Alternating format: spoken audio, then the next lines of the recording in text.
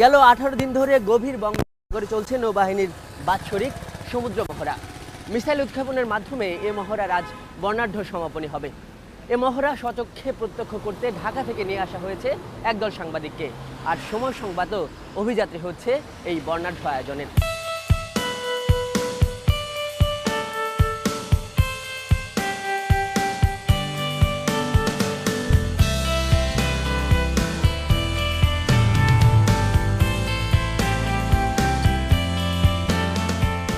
আমাদের প্রথম গন্তব্য শাখার নৌঘাটিতে নোঙর করা নৌবাহিনীর যুদ্ধ জাহাজ বানৌজা বঙ্গবন্ধু। ওই নৌঘাটি থেকে গভীর সাগরে মহড়াস্থলে আমাদের নিয়ে যাওয়া হবে এই জাহাজে করেই। মহড়ায় জাহাজটির অংশগ্রহণ থাকবে, তবে নৌবাহিনীর সর্বাধুনিক জাহাজ হওয়ায় এবং অভিযানের কেন্দ্রে থাকায় গভীর সাগরে এই জাহাজটি থেকেই সবচেয়ে বেশি উপভোগ করা যাবে সামরিক মহড়া। এরই মধ্যে আমরা পৌঁছে গেছি বানৌজা বঙ্গবন্ধু বা বাংলাদেশ নেভি ওয়ারশিপ বঙ্গবন্ধুতে। আমাদের যাত্রা গভীর সমুদ্রে শুরু হবে সকাল 9:30টায়, কিন্তু তার আগে প্রধান অতিথি আসবেন, এখন শুধু তারই অপেক্ষা। নৌবাহিনীর সমাপনী মহড়া এক্সারসাইজ সেফগার্ড 2019-এর প্রধান অতিথি ছিলেন পরিকল্পনা মন্ত্রী এম এ মান্নান। তিনি আসার সঙ্গে সঙ্গেই রেওয়াজ অনুযায়ী তাকে বঙ্গবন্ধু যুদ্ধ জাহাজে স্বাগত জানান নৌবাহিনীর ঊর্ধ্বতন কর্মকর্তারা। এরপর সামরিক কায়দায় গার্ড অফ অনার দেওয়া হয় তাকে।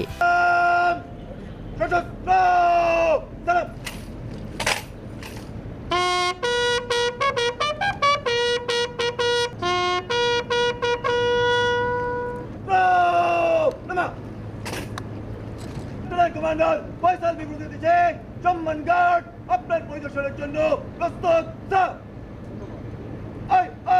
স্যার,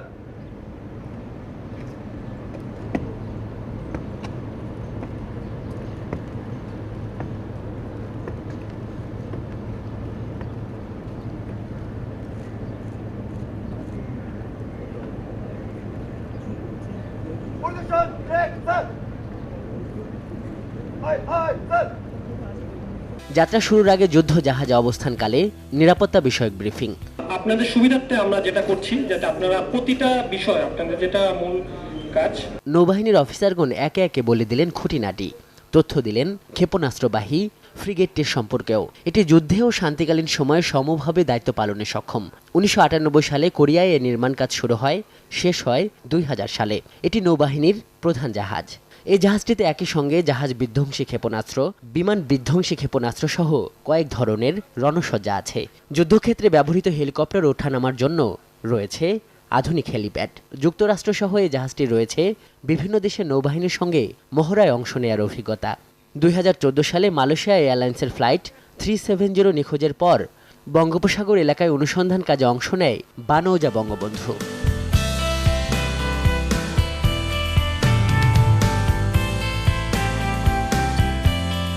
সকাল ঠিক 9:30, ঈশাখান ঘাটি থেকে বিচ্ছিন্ন হলো বানৌজা বঙ্গবন্ধু। চট্টগ্রাম সমুদ্র বন্দরের ধারক কর্ণফুলীর বুক চিরে চলতে থাকলো যুদ্ধ জাহাজটি।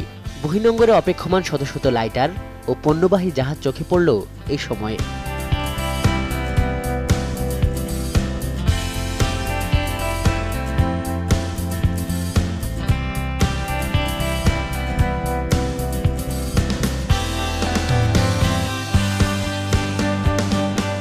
নৌবাহিনীর মহড়া এলাকায় যে সমস্ত বাণিজ্যিক জাহাজ অবস্থান নিয়েছিল, সেসব জাহাজকেও নিরাপত্তার স্বার্থে নিয়ে আসা হয়েছে উপকূলের কাছাকাছি কর্ণফুলীর মোহনায়।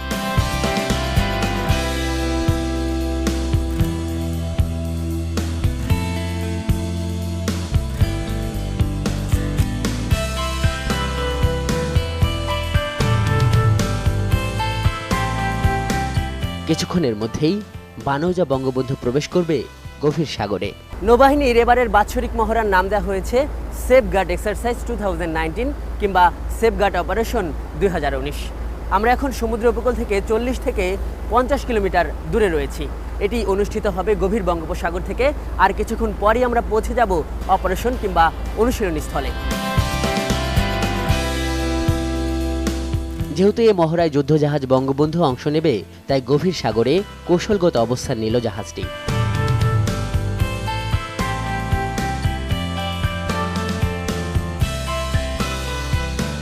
ঠিক বেলা 12টায় শুরু হলো মহড়া। প্রথমেই মিসাইল উৎক্ষেপণ। বানোজা, দুর্জয়, দুর্দান্ত, দুর্ধর্ষ একই সারিতে পজিশন নিল মিসাইল হামলার জন্য।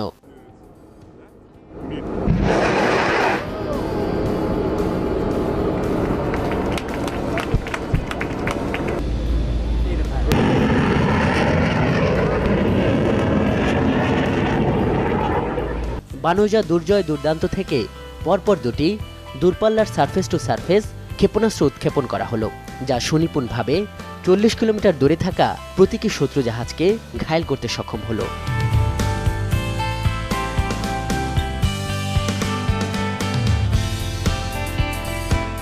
মহড়ায় এর পরেই সোল্ডার লঞ্চ উৎক্ষেপণ।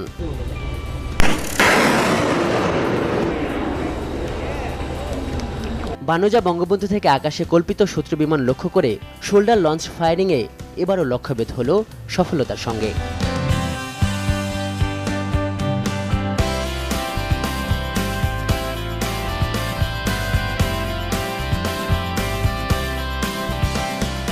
পরবর্তী মহড়া সম্মিলিত আক্রমণের মাধ্যমে উড়ন্ত শত্রুপক্ষকে ঘায়েল। সামরিক ভাষায় এর নাম এন্টি এয়ার ফায়ারিং।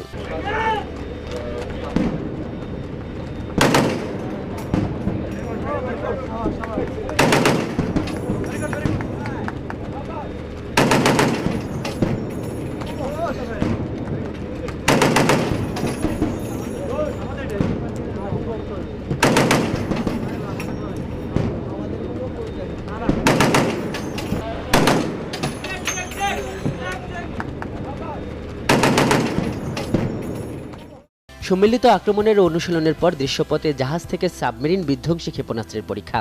নৌবাহিনী বলছে এটি আরডিসি ফায়ারিং।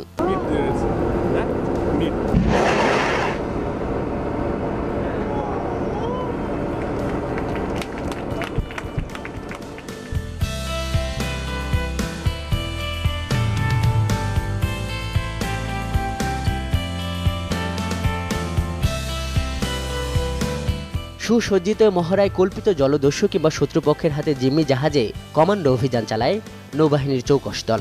দক্ষতার সঙ্গে আক্রান্ত জাহাজের নিয়ন্ত্রণ নেয় তারা।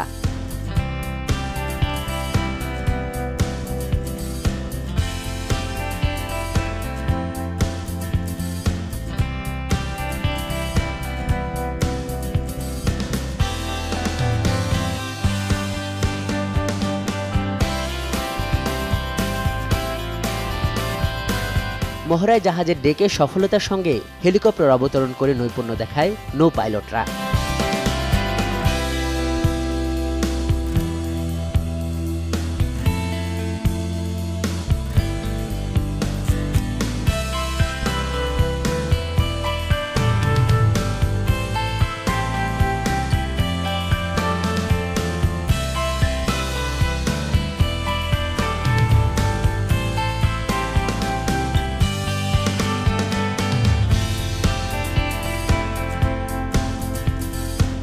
সংশ্লিষ্টরা বলছেন, বহিঃশক্তির বৈরী মনোভাব ও কর্মকাণ্ডের পর্যালোচনা এবং আন্তর্জাতিক ও কূটনীতিক বিষয়সমূহ বিবেচনা করে বিভিন্ন ধাপে কৌশল নিরূপণের মাধ্যমে এবারের মহড়া সাজানো হয়েছে।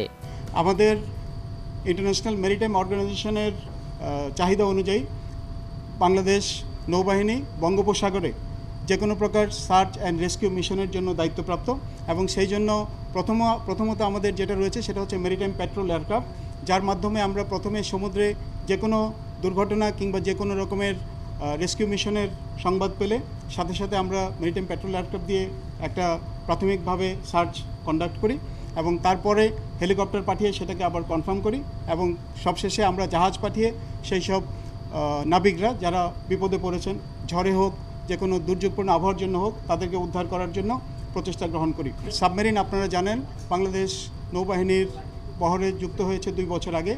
সাবমেরিন এখনও পর্যন্ত অপারেশনাল ট্রেনিংয়ে নিয়োজিত রয়েছে এবং আমরা আশা করছি খুব শীঘ্রই সাবমেরিন নিয়ে আমরা সমুদ্রে আমাদের অপারেশন শুরু করতে পারব। এবং আপনার প্রশ্নের দ্বিতীয় অংশের জন্য বলবো, এই মহড়াটি আমরা প্রতি বছর পরিচালনা করে থাকি। এই মহড়ার মূল উদ্দেশ্য হচ্ছে বাংলাদেশ নৌবাহিনীর সার্বিক যুদ্ধের যে প্রস্তুতি, যেটা আমাদের দায়িত্ব, শান্তিকালীন সময় আমাদের দায়িত্ব হচ্ছে যুদ্ধের জন্য প্রস্তুতি গ্রহণ করা এবং সেই অনুযায়ী প্রশিক্ষণ প্রদান করা। এই মহড়াটি মূলত সেই রকমই একটি প্রশিক্ষণের অংশ এবং এটা আমরা প্রতি বছর জানুয়ারি ফেব্রুয়ারি মাসে এই মহড়া পরিচালনা করে থাকি। আমাদের একটা ফোর্সেস গোল আছে আমাদের, যেটা আমাদের সরকার অনুমোদন করেছেন।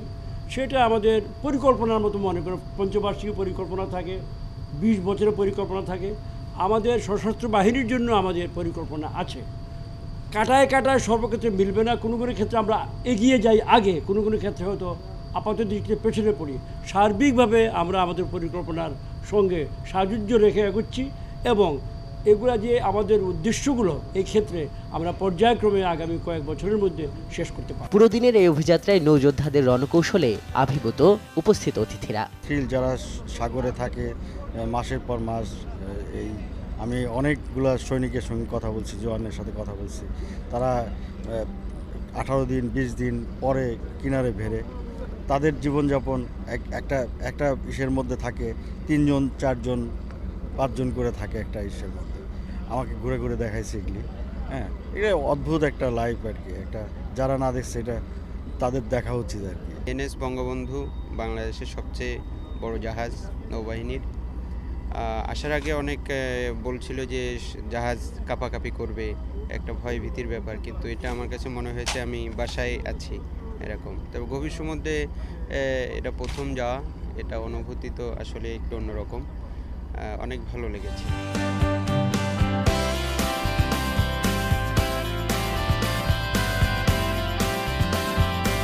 এ মহড়ার সব শেষে ছিল ফ্লিট রিভিউ, যেখানে গেল 18 দিন ধরে মহড়ায় অংশ নেয়া 70টি যুদ্ধজাহাজ ও নেভাল এভিয়েশন উইং ঐতিহ্যবাহী রীতিতে একই সারিতে ফিরে মার্চ পাস্টের মতো করে।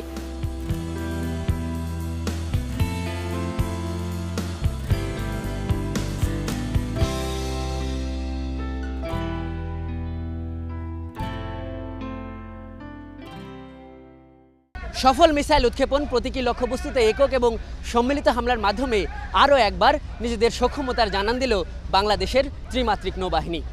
বার্ষিকী মহড়ার মাধ্যমে দেশপ্রেমে আপোষহীন প্রতিটি নৌ সদস্যের মনোবলই শুধু বাড়বে না, এ মহড়ার মাধ্যমে আরও একবার বিশ্ব দরবারে সার্বভৌম বাংলাদেশ ঘোষণা দিল এক নিরাপদ জলসীমার।